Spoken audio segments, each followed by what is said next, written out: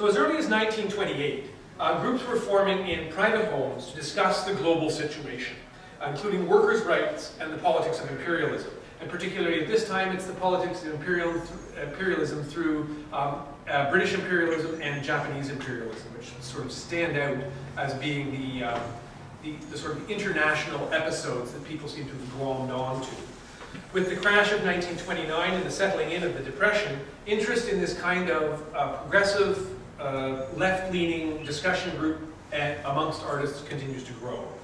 In 1931, we have the formation of the Progressive Arts Club. It starts in Toronto, and it eventually had 6 branches across the country, including Halifax, Montreal, Winnipeg, and Vancouver. And the progressive arts groups, arts clubs, were groups who got together, generally of artists, and then each of these clubs in every city would break down into specific groups of specific art forms. So these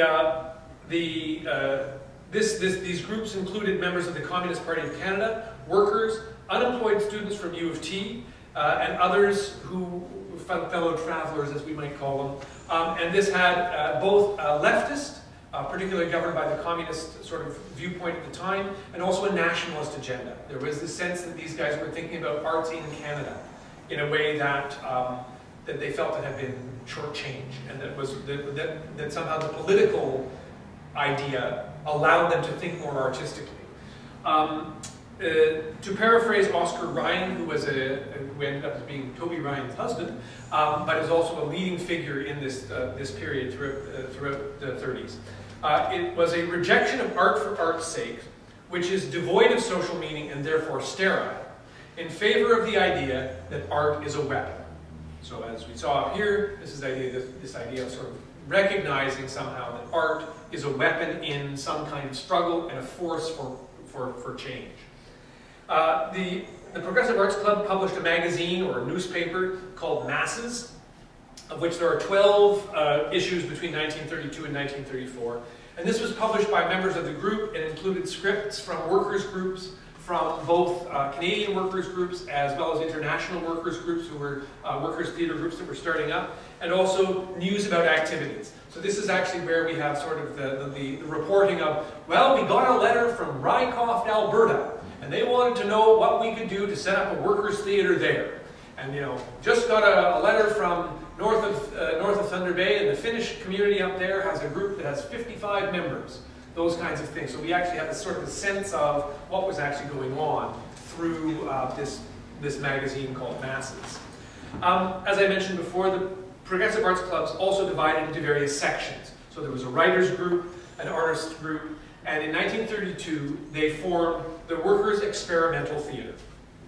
So the Workers' Experimental Theatre, to quote the manifesto of a British workers' theatre group, the aesthetic was intended to be a propertyless theatre for a propertyless class. So that sense of this kind of bare bones aesthetic that was going to be way beyond the idea of no fancy costumes, none of this other kind of stuff.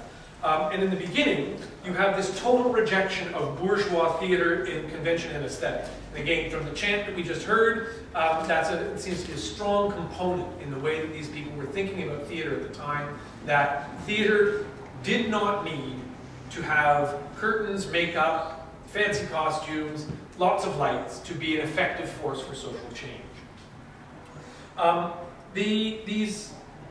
The Workers' Experimental Theatre started, and it sort of in some ways is strongest, as a kind of bolsterer of fellow feeling at meetings by other labor and left-leaning organizations.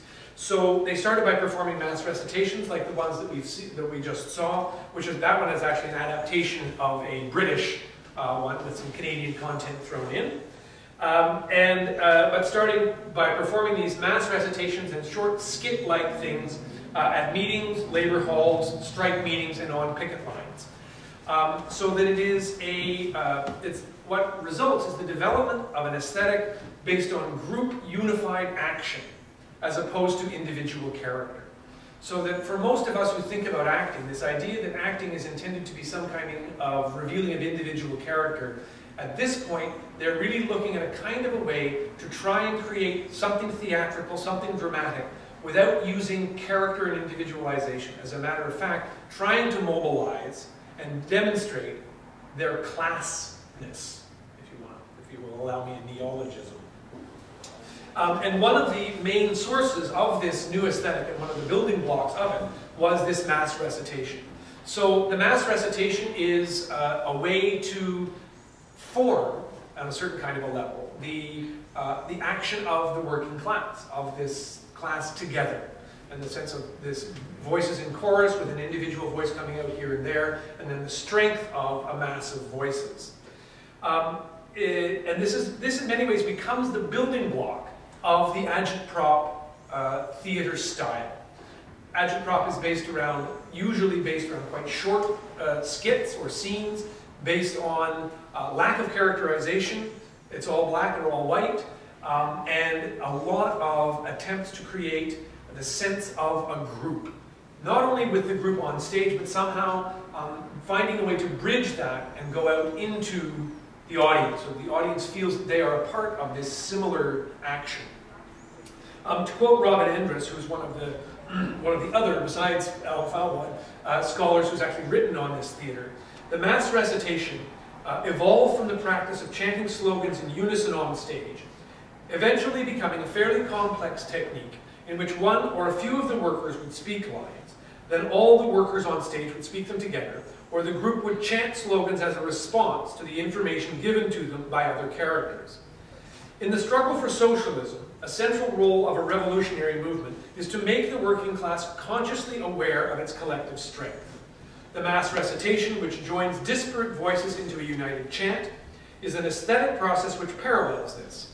When the audience joins in the chant, the effect is intensified. And I think that there's a real sense that this is really the kind of strength of this kind of work, is it is intended to be situational. It's not intended to be sort of last for the ages. It's not intended to be quotable particularly, except for Workers of the World Unite. That's a slogan that we're all happy to continue to use.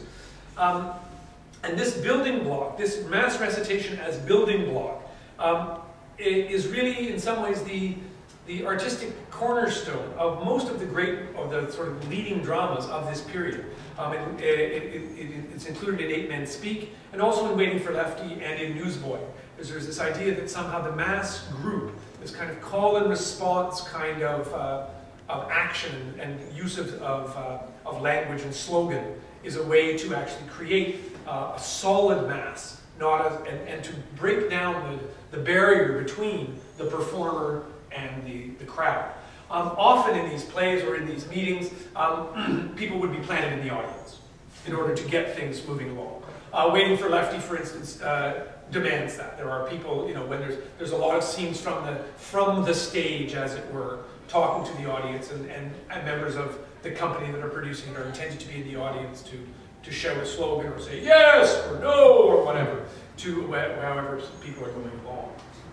So this is to me, this is the sort of the central idea of this agitprop aesthetic, and it is, of course, one that has been completely lost in theater training and mostly in artistic practice. We just are not very interested in it at all. In the summer of 1933, the Workers' Experimental Theatre embarked on a number of short tours around Ontario. So they had one car, one suitcase for props and costumes, 5 actors, 1 political cartoonist, a man named Avram Yanofsky, and 7 short plays. So, and an evening where the Workers' Experimental Theatre would perform included all 7 plays and a chalk talk by Avram Yanofsky. And the chalk talk were short talks on political events with drawings. So he was an active cartoonist, and the result of his little chalk talk would be a sketch, and he always tried to make a little pun, so that the drawing would be a pun that included a play on words about the political situation. And apparently these were a big hit all the way along on the tour. People loved them. And he was inspired by a Victorian Canadian cartoonist, a man named Ben Gough, who actually apparently did this during in the Victorian era. was quite popular for his chalk talks, and this was a part of the workers' experimental theater.